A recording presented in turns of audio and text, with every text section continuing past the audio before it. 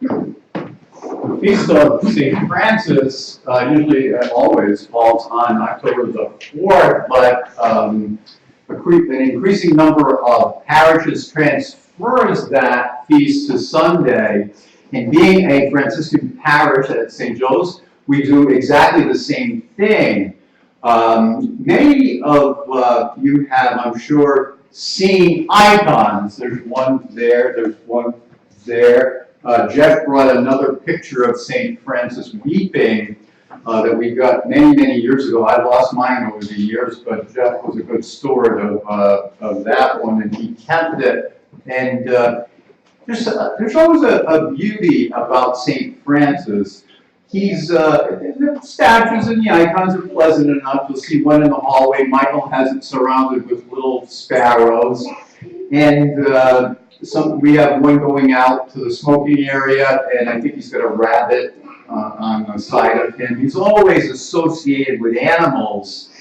But to encounter St. Francis in the flesh, we really have to go back to the days of the 12th century, to a little Umbrian town called Assisi, which is somewhere, if you know where Rome is, if you've been to Rome, it's somewhere between Rome and Florence, somewhere dead set in the middle.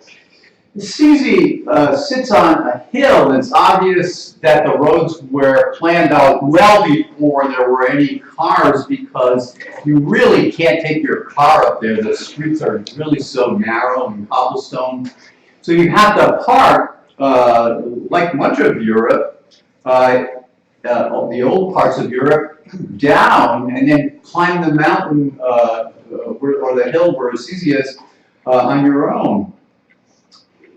Very, very narrow walks and streets if you've been there. But to find Francis, that's where we have to start. In 1182, an infant was baptized and probably chrismated at the same time in the cathedral font in Assisi. His mother was a very religious person we know, who decided to name her son after John the Baptist, Giovanni, he would be called. He was therefore baptized and chrismated Giovanni. Francesco was a nickname given to him by his father because he and his father would go and buy cloth. His father was a cloth merchant. And they would go to France, probably Paris, and probably, I would think at that time, Notre Dame was built already. And Francis saw that beautiful cathedral as a child, devoted to Our Lady or Notre Dame. There were a lot of clashes, though, in Assisi and throughout Italy. People were getting rich, the middle class were getting rich, and it was going from a feudal society to a mercantile society where you could get ahead by establishing your own business. And that's exactly what his father did. Well, let's get back to what's in a name. Francesco means little Frenchman, presumably because his dad's love for all things French. Francis may have even traveled, like I said, to France, not once, but many, many, many times. Francesco was a spoiled, rotten kid. It can happen when parents are upwardly mobile and who sometimes indulge their children in the opportunities that they didn't have. And many people here, I'm sure, are the same way, that you want your kids to have something more than you had. So they spoiled Francesco.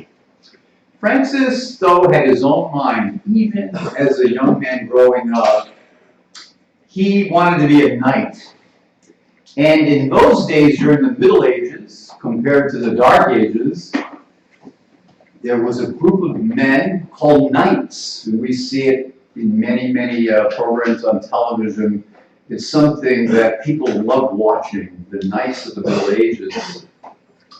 And one thing I can say about the knights of the Middle Ages is they have that marine mentality, semper fi, or always faithful, to chivalry. Chivalry today we don't really have in the United States. It is a way to be very courteous to each other. We've definitely lost that, and we probably need it now more than ever. To be courteous and to give freely of whatever you have, that was the code of the knight. And that's what Francis wanted to be above all things, a knight for Christ. I mention this because that knighthood probably shaped his life just as much as the Gospels did. And people don't realize that chivalry, which is gospel-like when you think of it, also shaped Francis. And Francis had this powerful religious awakening. He had this powerful religious awakening after he became a knight and got caught and spent some time in prison. And his father would rescue him finally.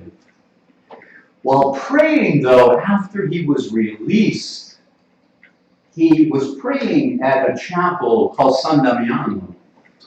And this was an event that actually, what Buddhists say, gave him enlightenment, woke him up. We spoke about a word this week in small groups called metanoia. Metanoia is a Greek word meaning if you're walking this way, you change direction, because you know that change in direction is absolutely necessary to follow Christ.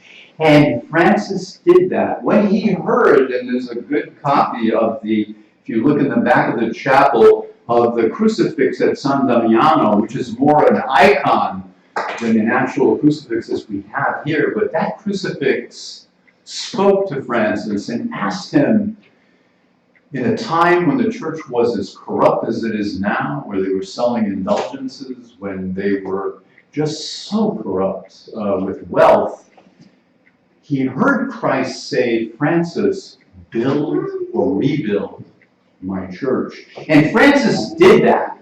He took it on himself. He took everything literally. When he heard that, he started picking up stones, and a few of the chapels around Assisi were falling into disrepair, and he started, stone by stone, rebuilding these churches and the Church of San Damiano. But that wake-up call that he had, that voice that he had to rebuild the church at San Damiano, he took literally, and he would take the gospel literally from that point on.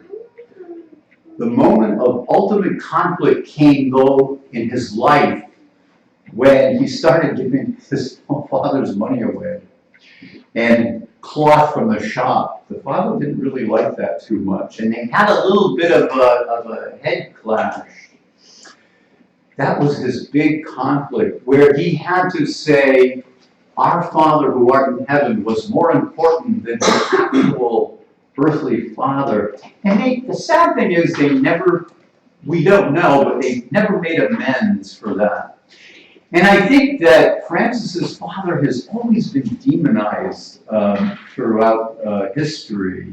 But I think he was just a father that wanted the best for Francis. He wanted to give Francis something he might not have had as a child. But Francis had other dreams that he would fulfill.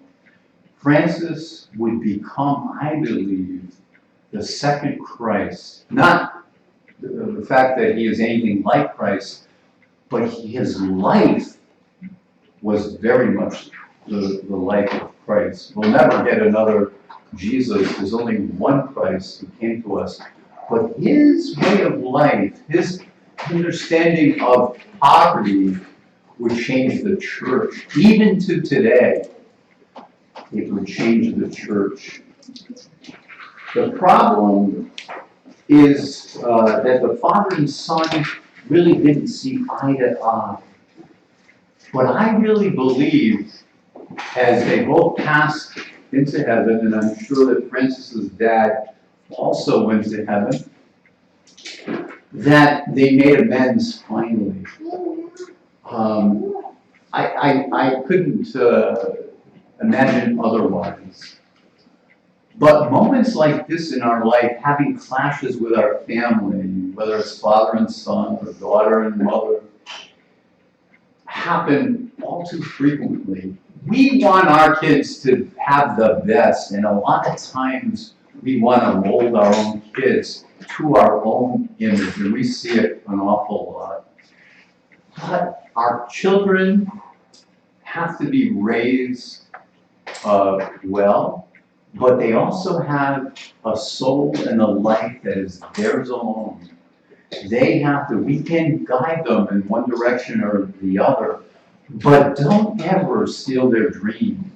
Whatever their dreams are, don't steal their dreams, just because you may want that for them. Today, St. Paul says in the second reading that we are to, there's nothing like the cross of Christ, that we may never boast of anything at all except the cross of our Lord Jesus Christ. And each of us today has that opportunity to be a cross bearer every time we stand with the poor, every time we stand with illegal aliens. I get so sick of the right wings, and that's what Fox News I can't stand. I wish they would take it off. Anybody that watches Fox News, please look at the amount of corruption on that news station. It's fixed news. We're getting reports of how bad the immigrants are coming across the border. These immigrants, my brothers and sisters, would be the same immigrants that Francis would touch as he touched the lepers of his own society. My brothers and sisters, we have become such a corrupt, unchristian society.